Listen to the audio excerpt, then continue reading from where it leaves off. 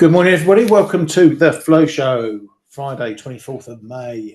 We've done another week. Oh, we'll nearly be halfway through the year at this rate. Time passes by when you're having fun. Morning, Kate. Good morning, Ryan. Good morning, everybody. Are we Friday then? Official? Is it official? Yeah. I hope so. I'm going to be, I'll cry if it's still Thursday. Yeah, Friday is. Here we are, nearly the weekend. Right, let's get stuck into it. Lots to talk about today, as always.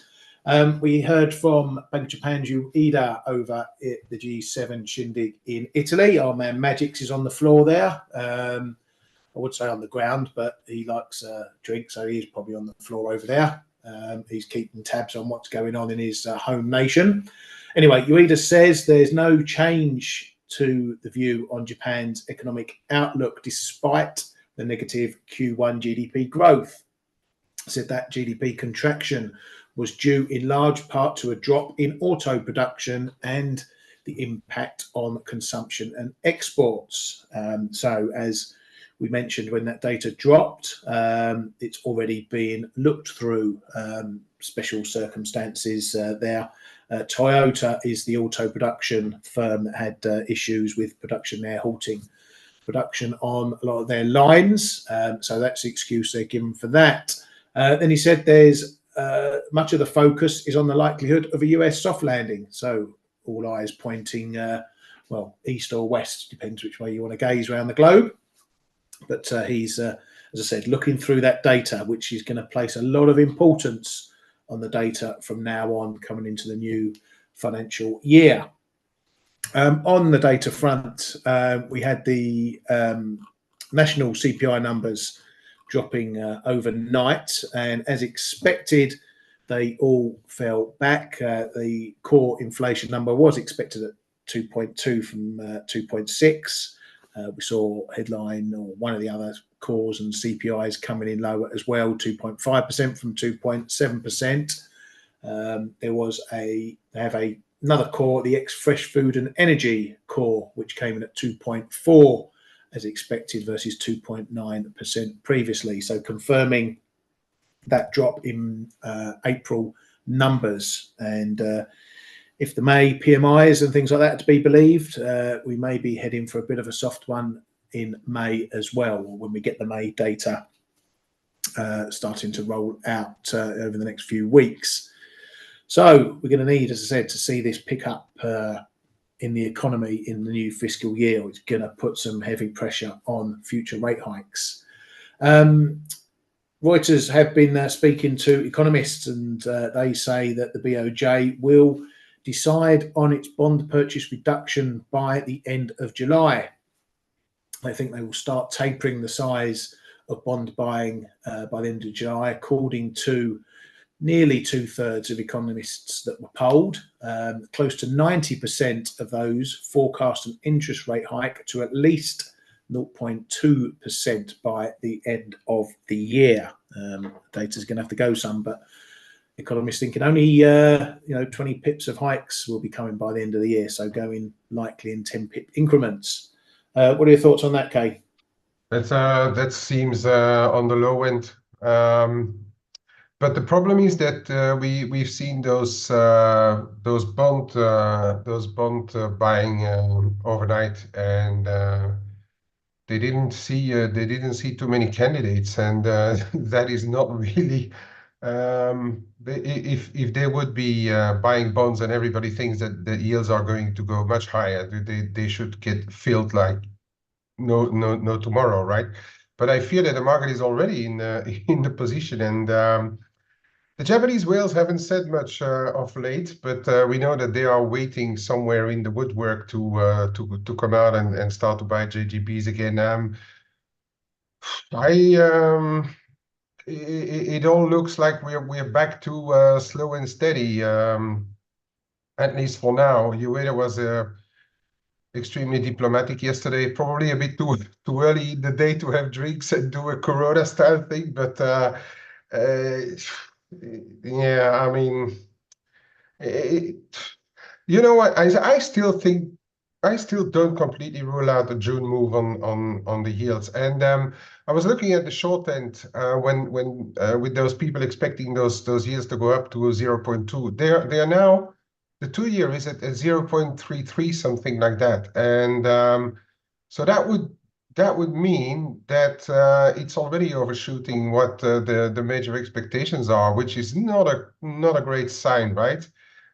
Because if we are right, or well, if they are right, if the the Bank of Japan will reduce their bond buying, and but in the meantime yields are fading to go higher, we may already need a bit of repricing to the downside if those people are right and only seeing it to 0.2%. I think it's a little under what I would like to think. It's a little under what is really going to happen, but yeah, we will see. If they do 0.10 somewhere, that is really going to cement the very slow and very steady. We know that the Bank of Japan is closely working with the government not to let government finances derail either. But still, I thought that they would use this window to go just that little bit faster.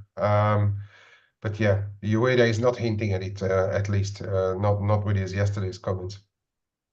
Yeah, I'm just trying to recall if he actually said previously about the size of rate hikes. You know, they haven't ruled out the size of them. Could go 25s. No, I think I recall a comment. I'm just pulling it from my mind. I could be completely wrong.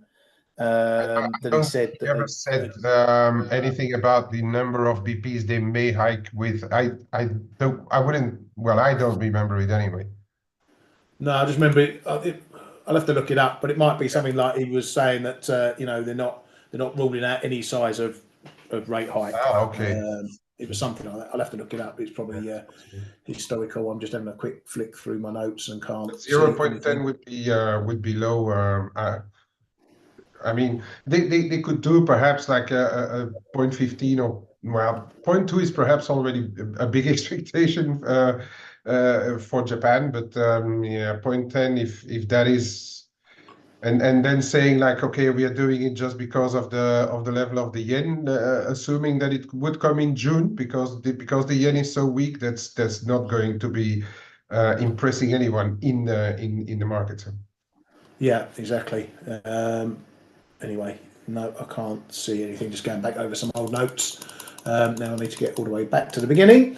Boom, boom, boom. Excuse the clicking. Right. So anyway, moving on from that. So yeah, we've got the market looking at the potential for 10 pip hikes by the end of the year. We need to see whether that's borne out or not.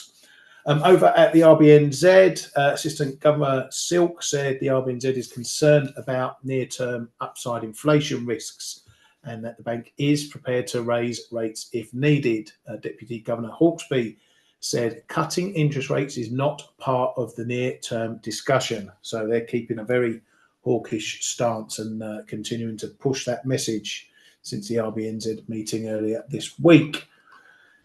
Good news for us all.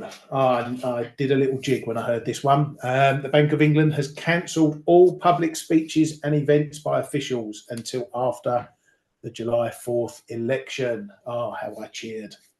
So we won't be hearing from the BOE chapter and verse daily, weekly, whatever. No squeaking from Bailey at all. So I'm looking forward to the peace and quiet of that one because there's going to be enough noise from the election. The 20th June BOE meeting will go ahead as normal. So no change to that. Monetary policy is still monetary policy.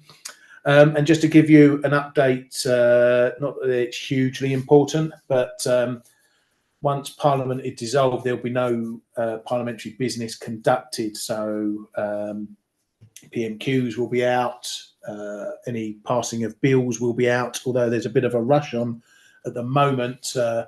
Any important bills that are in the pipeline, both Labour and the Conservatives are having a discussion about which ones they want to quickly rush through before Parliament gets dissolved 30th of May. So, but anyway, things will, for the BOE, will all be largely in shutdown, thankfully. On to the data front, and we had a soggy batch of retail sales from the UK. April numbers all coming in, big fat red numbers there. Not a real surprise. I can't remember if it was here Monday or F.A.C.E or wherever. I did say that it's probably likely that they're coming crap, and it'll probably come in crap due to the weather, because April was horrendous. And that is actually being the official line from the ONS that weather impacted sales there. I'm not sure whether they're going to improve in May. Did see a bit of sunshine, but we also got a couple of bank holidays. So that was a pretty steep fall. So we might see a bit of a pickup next month when we get this month's numbers. So that's a bit of forward guidance on that one. The basketball player, SMB's Jordan, Ryan was out with, yeah. Before you move on, I want to come back on this BOE stuff to go silent over this election period, and then now we have seen those data yesterday, PMI and stuff. Do you think there's a possibility that Bank of England takes whatever is happening right now, and then with the upcoming election, takes it as an excuse to go in June to avoid traffic jam once the elections are done in August, for instance? Do you think that all of this can accelerate their decision to cut? I don't know. I was gonna talk about it in a moment, but yeah, I think it's twofold. Okay, if they go in June, they've got to communicate that, and if they're not allowed to speak, and it's not a monetary policy meeting, there'll be no press conference, so it'll just be in the minutes and the statement. There is no opportunity for them to hit the press afterwards. You know, like Bailey likes to come out and do his little press round. Bailey? No, I don't believe so. They can't. I don't know. Obviously, if something happens, if there was a shock or financial stability event, then obviously they can come out on the wires and talk about it and do whatever. I'll have to check the press release from the BOE. I think it's things like speeches and whatnot. I don't know if press rounds are discounted, or whether they're allowed to speak after the BOE meeting. But I don't think the election would be a trigger to cut. No, of course not. No, but I say just the combination of, but not specifically the election, but the timing of it, because you do it in July, and then I know they have the time until what is it? Well, actually, first of August is their next is their meeting right afterwards, and that's with projections and the whole lot. But I was just wondering, and I wanted to pick your brains on that, whether it may be a trigger for them to go early, to avoid all the mess after a potential mess after the election, you know. Yeah, I think it'll be a communications thing. If they can speak in the press afterwards, then it's a possibility. But the other side of the conversation is, and this is what I'm going to talk about, that the more stuff I'm seeing, the more it's pushing me towards a June cut anyway. You know, we've had this reaction after the PMIs. You know, the pound is still fairly well bid. We've had half the market move into August for their expectations for a cut. Morgan Stanley were the latest lot to move that way as well. But everything I'm seeing in the data, in sentiment, you know, the PMIs and whatnot, is potentially pointing to reasons why they might go in June. So I think the market is swinging a bit far the other way. So irrespective of the election, I think there's a stronger risk that they go in June than not. Yeah, I agree. And that's going to be something to keep an eye on, because, as I said, all the market and the banks are leaning the other way, and they're pushing through to August. So the one thing that came up today, and I popped it in our chat room, I'll just show that quickly, is the FT piece showing that this energy price cap, and this was one of the reasons why we saw inflation dropping this year, dropping this month in the last report, was due to the energy price cap. Now that's set to come down another 7% in July, which makes that show up in the August inflation data, or August when we get the July numbers. So that's another potential big drop for inflation in the latter part of the year. Now the BOE will look at this now. They'll be factoring this in now, because we've got inflation at 2.3%. Yeah, the core is still a bit sticky, 3.9%. So we've got another inflation report the day before the June BOE. If that puts inflation at 2% or even under, and then we've got this to come on top, that may force their hand in June, because they will want to be ahead of steep drop in inflation. So as I've said here, if it comes in even less in August, then that's going to be less than 2% in August. That's going to be pushing for more cuts as well. So June for me is growing actually as the month when they can cut and give guidance potentially for how fast cuts come thereafter. We could get a quick June-August cut if they think this inflation is going to have headline inflation well under 2%. As I say, it could be under 2% by the time we get to the next number, 19th of June, and they will factor that in, and then the future. So I think the banks they're all going the wrong way at the wrong time, which won't be the first time they've done that. No, that's true, and I agree. And has to be said that for once, and that's a very strong admission from my side, because I don't like him at all. But Bailey and Ramsden seem to be right, and they seem to start to get what they were looking for, and calling for it ahead of the news for once. Yeah, exactly. So and I think they are dying to cut. Regardless of any political situation, they are dying to cut. Yeah, they're desperate to cut. So anything that gives them that. Yes, there are still factors that will stop them cutting. Services inflation is still high. That core is still high. Wages are still high. There's still a lot of factors that will put them on hold, or they could go on hold for. But as we've been saying, they are desperate to cut. So anything that potentially puts them in that side, and inflation dropping below 2% will be one of those things. I think the market may be a little wrong on this one. What it means for the pound and whether we get a big reaction is another question, because we're still really only trading the calendar, not whether they cut at all. What have we seen? Different reactions, I think. Yeah, what have we seen this week? The market shifted from June to August, and all we've seen is a 40 pip drop in euro sterling. That's not a huge move, and cable's still well bid around 127.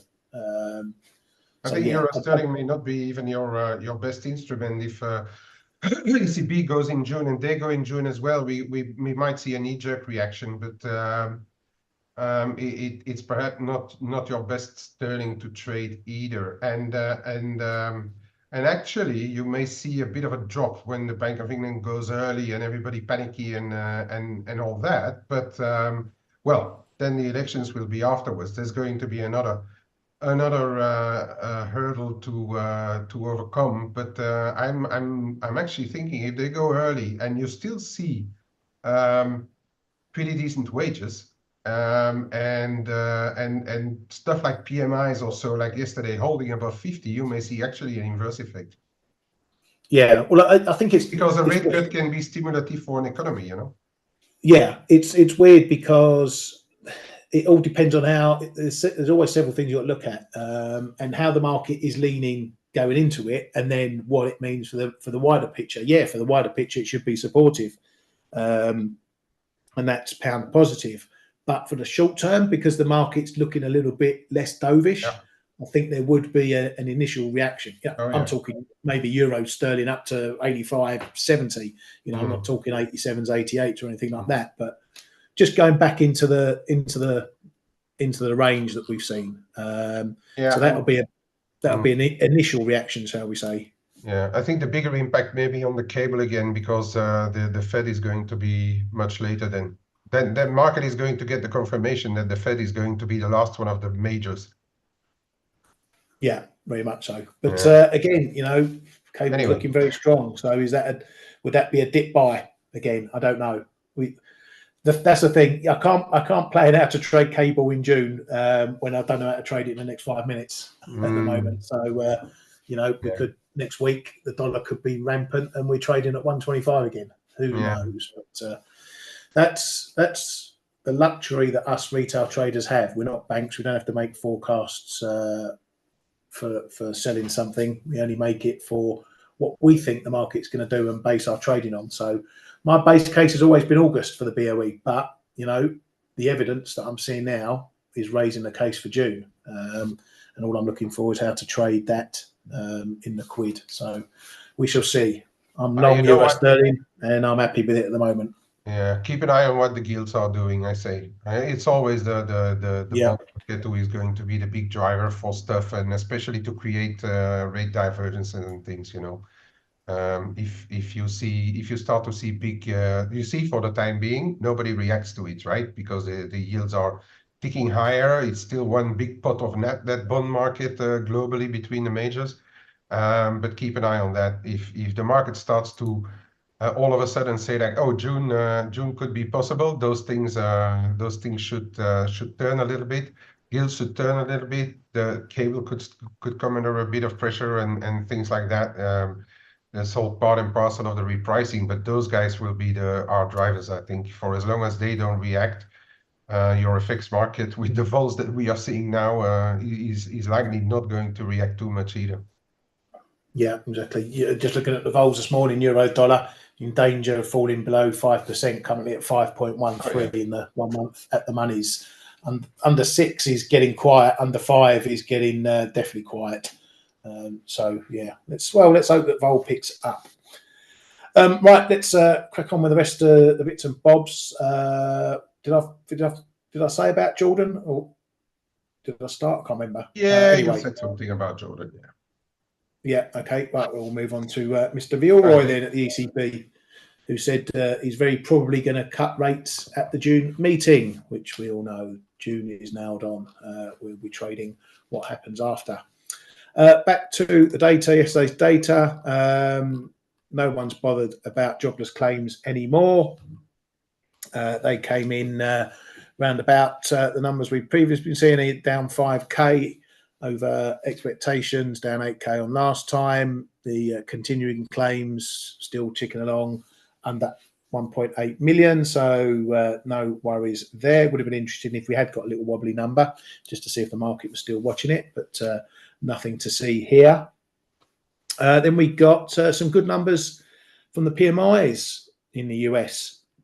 Manufacturing pushing a bit further into expansion, only by 9 pips, but some were expecting that to drop 1 pip into contraction, so positive there. Services as well, a nice decent beat. Keeps a soft landing mood in play. This one had been heading lower a little bit, so that was a nice boost to that one as well.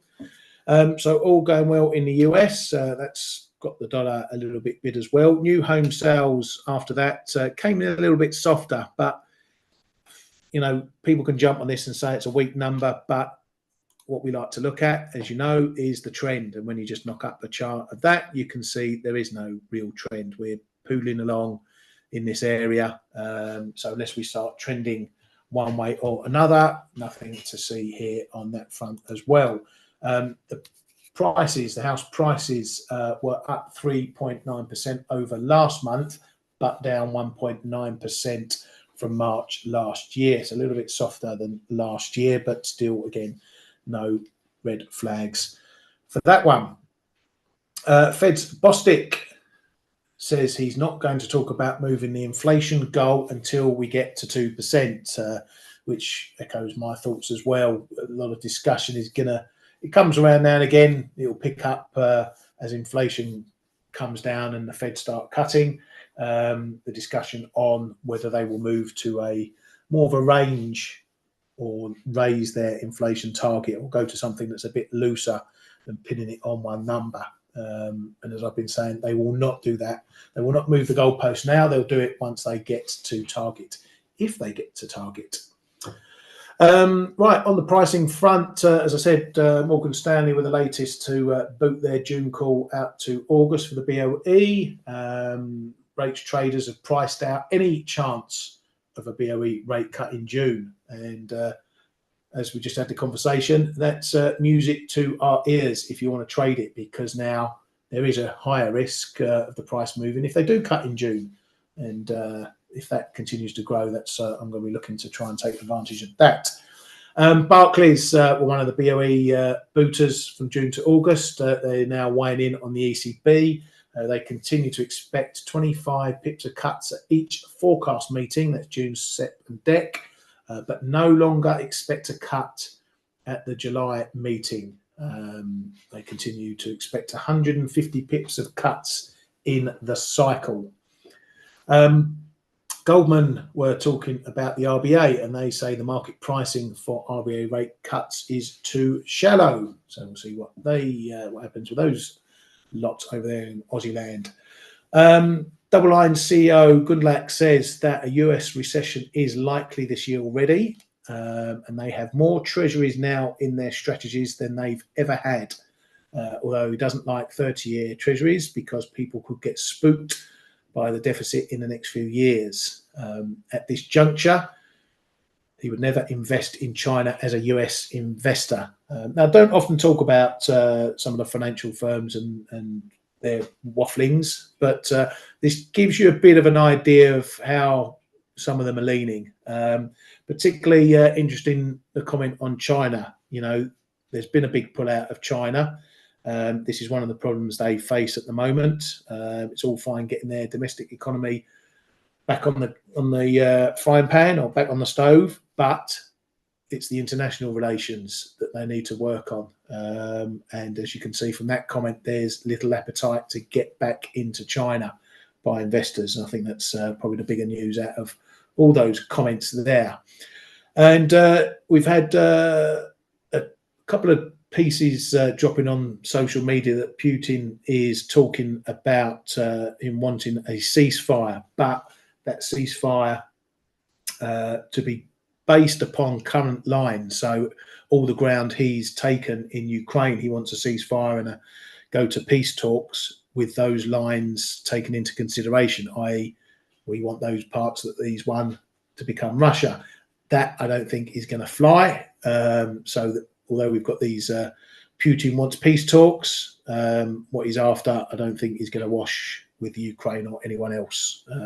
But just keep an eye on risk trades if you see those headlines pinging about. Anything else for anything else, Kate? Well, just on that bit, they seem to have started to take away border signs with Estonia. So for those who want to see a more peaceful picture on the geopolitics, it's apparently not for this weekend yet. Also, I think there's a bit of an issue with China going on because they are upping their drills around Taiwan. Nobody's going to like that, of course. And again, and I think that also has the international investor community still worried about investing in China. Yeah, they can do stuff locally. They can prop up their builders or whatever internal affairs, but I think the international investor community is not yet ready on a geopolitical basis to reinvest in China. Also, when we saw the Xi traveling to Europe, it didn't grant any results at all, right? Yeah, we heard again from some countries saying that they cannot they can disinvest but not decouple completely from China, but he hasn't won anyone over really to go deeper and see with them, although the Germans were like pretty close on doing it. But yeah, for the rest, no, I think you covered everything, Ryan. Again, I think we can move on. Yeah, cool. And yeah, Xi didn't do anything in Europe, but then he jumped on a plane quick enough to fly over to Iran for the funeral of the president there, which again will piss off a few people in the West. But anyway, that's That's a geopolitical game being played. Right, where shall we start? Let's start with dollar yen, glued to 157, probably in as we've not got a lot of vol today, in big part because we've got a big expiry there in the options, over 3 billion going off at the big figure today. So not a shock to see that circling that number at the moment. Yeah, I think maybe with these China drills and everything going on, maybe there's a chance we see a bit of risk off coming in, or the market taking risk off the table into the weekend, just in case someone slips their finger on the wrong button or something. So just keep an eye on that, I think, for later on today. I'm still not that keen on trading this one at the moment. For me, the balance of risks is for it to keep going higher, especially if we are going to get softer inflation data next month. That will certainly put the BOJ to the test once more. Have they missed their window, or will they be missing their window to get rates up again? Euro sterling still hovering down around here. Still not looking too great.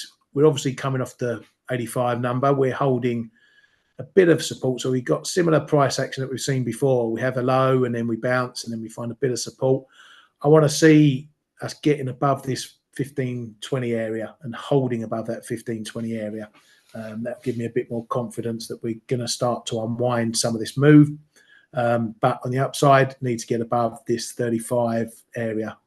So as you can see, with 20s, it's all a bit sticky off these little lows. So I want to get it back above 35, and then we'll see if we can get it back above 50. I've already started taking a bit off yesterday up into this 26, 27s, but I want to see it above there. Get above there, I'll have a bit more confidence that maybe we've got another hold down here.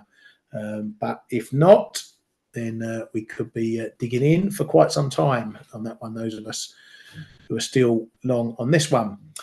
Cable keeps holding up here. It's not giving up much, but it's not making any headway. So I think we're going to be on the clock for this one. If we can't get a break up higher, it's likely we're going to see a steeper pullback because people just run out of patience. A bit similar to what we saw in Aussie dollar.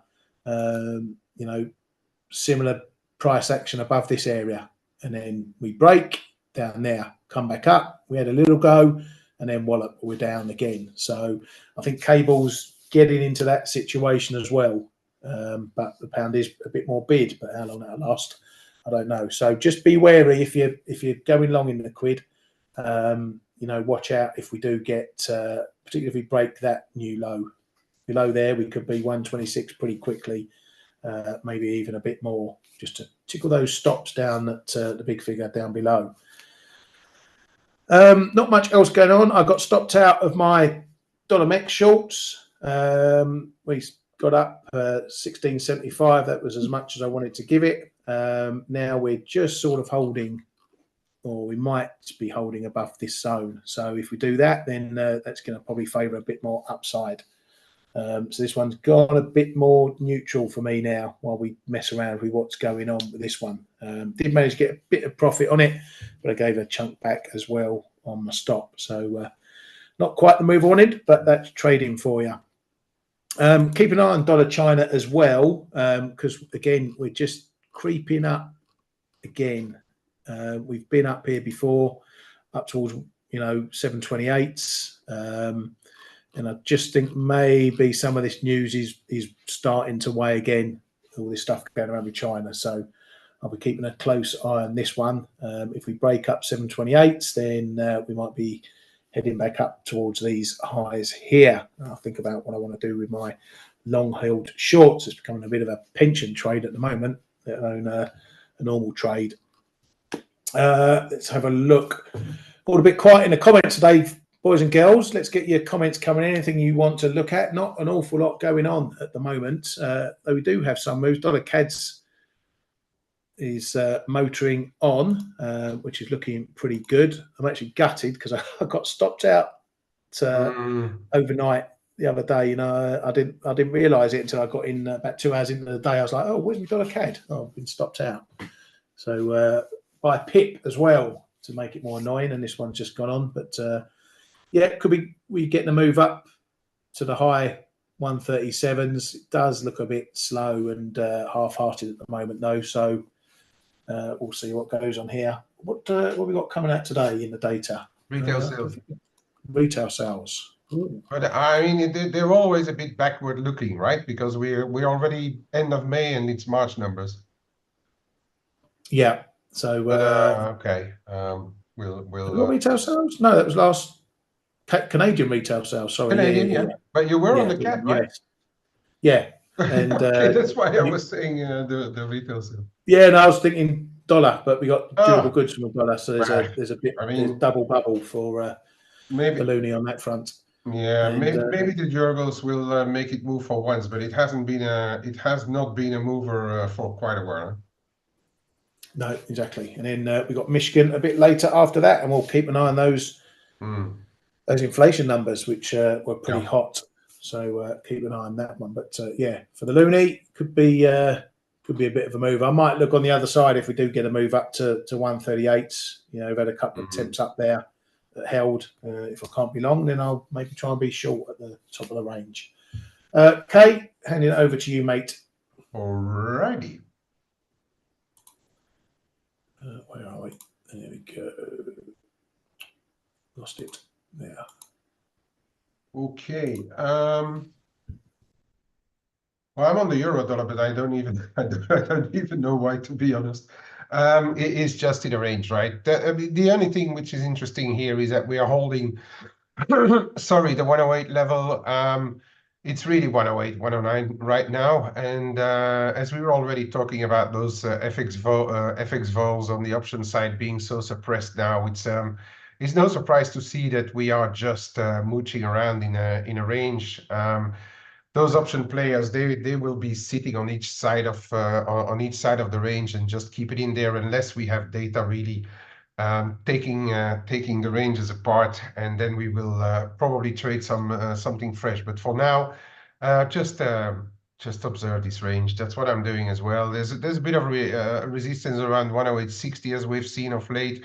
The highs are coming off just a tad, but really, I mean, it's just clutching at a few straws here inside the range. If it would go up to 108.60 again, look at what the reaction would be there. If the data don't give us too much, it could top out around there again on the back of those option traders who are probably having boatloads to do now. Sorry, on each side of the range. And also, I would like to say that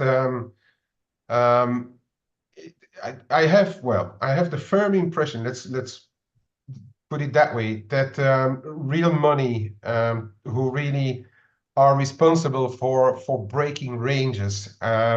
We can do whatever we like on the retail front, but we are at best 5, 7, 8% of a market.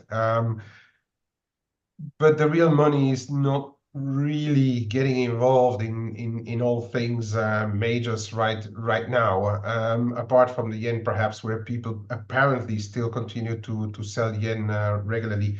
But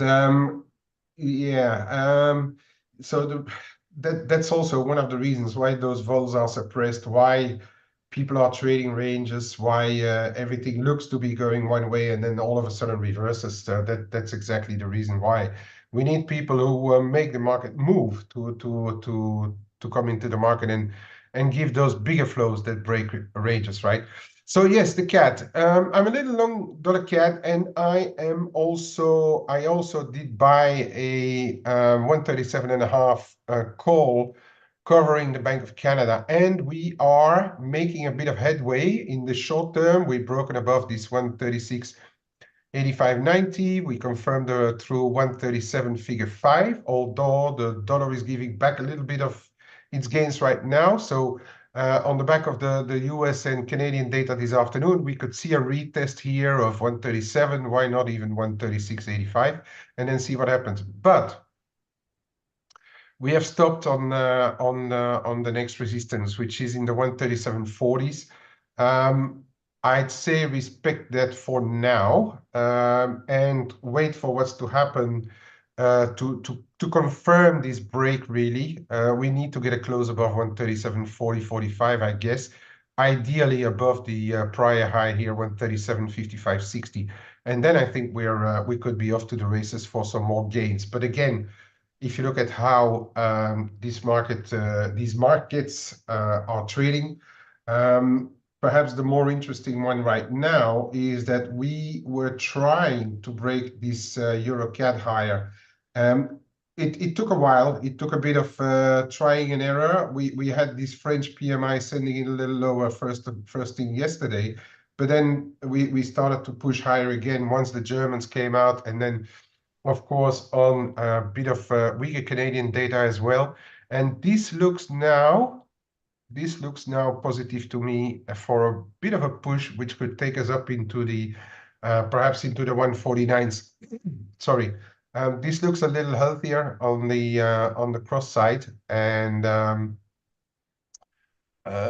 yeah, for as long as I say, for as long as we hold just below 148, this looks a bit better. I'm just looking at the comments in the meantime. Canon Black, Canon, hi. Kiwi Yen, and then Michael Weissman is asking about gold. Okay, let me take it in reverse order. Gold. Where do you see the level? 23.41, 61.8. 61.8 of this move. Is that the one that you're looking at? Let's see.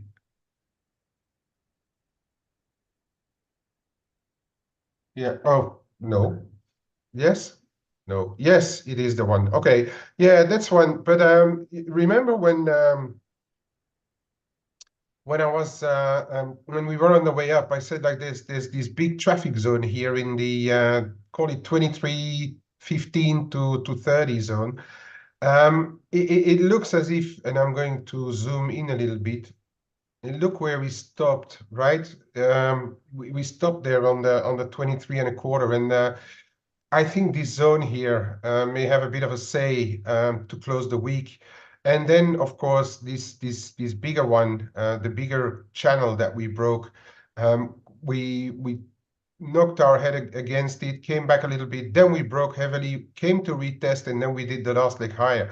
I think this trend line here is one that we should respect, I'd say, and that's just below 23 bucks. And then we also have a bit of a level here around 23 bucks, the round number. So this 22.90, 23, I think is going to be paramount for a hold if this is to continue. Okay, if we start to break below this 22.90 and then you confirm under this 22.80 prior low, then the party may be completely over. So those are the levels that I'm watching. I see your 23.44, but since it's okay, it's the month's move. I agree, but to me, it's not really important enough. Looking at the speed that we've gone through it, you know, I'd rather keep my own levels here right now. But yeah, I see the level. Okay, silver coming back to and below this famous long-term 50%, but we are holding the 30 handle. So 30 figure 10 is going to be where we are going to monitor it for the close of the week. I'd say this is the level that you look at. We can see more. We can see more washout. That's going to depend on what's happening, I think, as well in the equity market. And we are on that 52. We are on that 52.80 right now. Okay, so this 52.80 is a bit of a level here. I think it's going to be relatively important whether we close the week above or below. There's been a big round of take profit going in there. I think looks like a little bit like people are just jumping into what is it, Nvidia and a few others, and then selling all the rest. That's how the picture looked yesterday on the S&P. But we are turning right around there. So this is one. I think if we start to break yesterday's low below 52.60, that we may have another round, perhaps down to low 52s. That is possible, okay? But if we close the week above, then this will have been just a blip, I would say, okay? If we close the week above, and then we'll see what happens next week. But if we close above, this is just a setback, as we have seen many in the past. What is Ali saying? Oh no, Kiwi yen for Canon. Kiwi yen, my friend. I have not really updated my picture of late, but as we can see, we are well above those long-term highs. Let me go on a shorter time frame. Kiwi yen, Kiwi yen, Kiwi yen. What do we see here? This one here. Oh, it's already well above. I mean, this looks. I mean, I don't know what you want to do, what you want to do with it, but this doesn't look like one. None of those yen crosses, by the way. This still doesn't look like one where I want to stand in front of. This could trade up into the mid 96s. Why not 97s? You know, we've broken and well broken out of this whole channel here. That was around 94.75, and we never looked back really, right? So this still looks very big to me. Only if we start to get back below 94.90, that's going to be your first danger level. To be really honest, and fair, and I've been repeating that so many times already now. I think if one plays long yen in a way, you're just playing interventions. So longer term people, they still will be very, very comfortable with everything that's going on in those yen pairs, you know. So I don't know exactly what you want to do with it, but this still doesn't look like one where I want to stand in front of, you know. I think, well, it all depends on the dollar, and dollar is a bit on the defensive right now, as I said. But the dollar may get a bit interesting in this one, if we get there, of course, 157 up to 158. This is an interesting zone to watch because it is the top after the last intervention, from where we came back down then again in a second round, and we are slowly on the approach again. So watch out what's happening there. If we get through that yesterday low here, 156.5, that may set in a bit of a bigger take profit wave, perhaps, but it's really only going to be take profits, you know.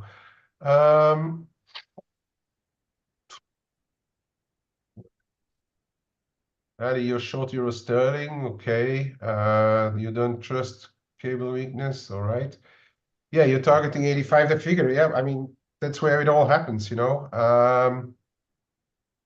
But if it, as we have been saying, if it goes long, if it goes above 85, 30, 35, I don't think, and Ryan is agreeing with that.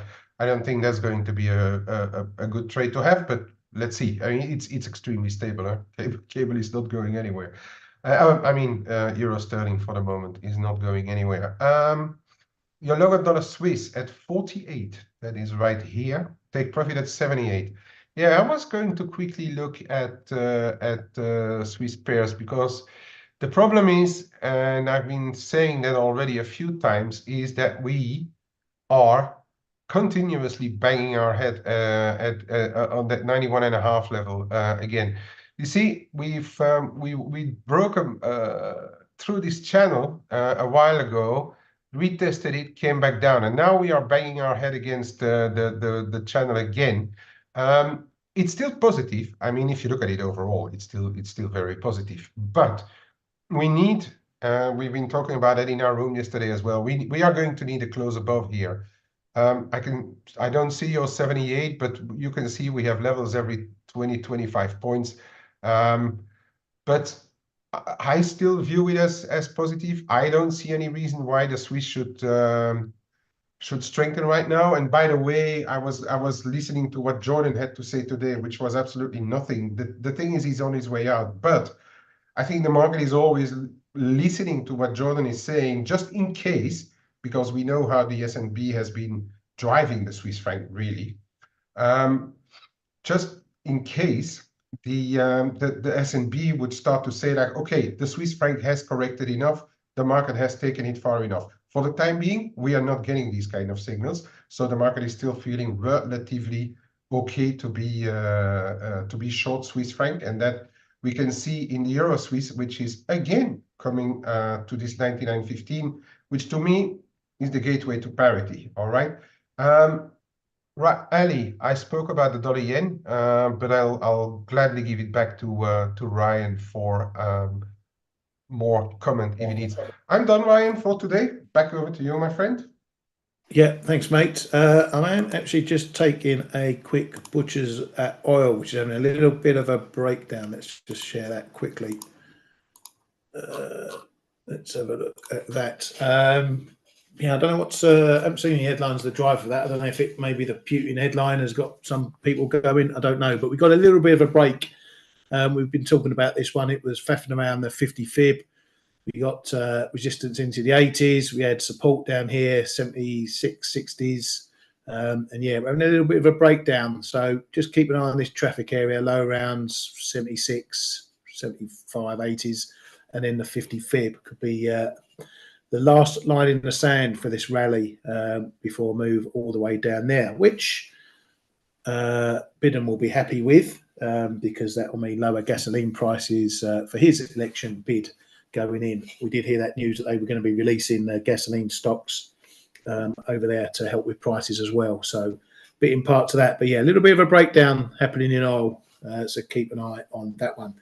And I think we will call that a week this week. As always, thank you very much for supporting us here at the Flow Show with your presence.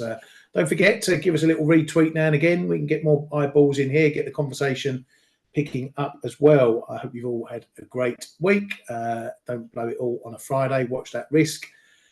Have a great weekend, everybody, and we'll see you all. Oh, we won't see you on Monday because it's bank holiday. We will see you on Tuesday. So have a good long weekend, and all you Yanks as well. We've got the long weekend too. So yeah, see you next week. Ciao.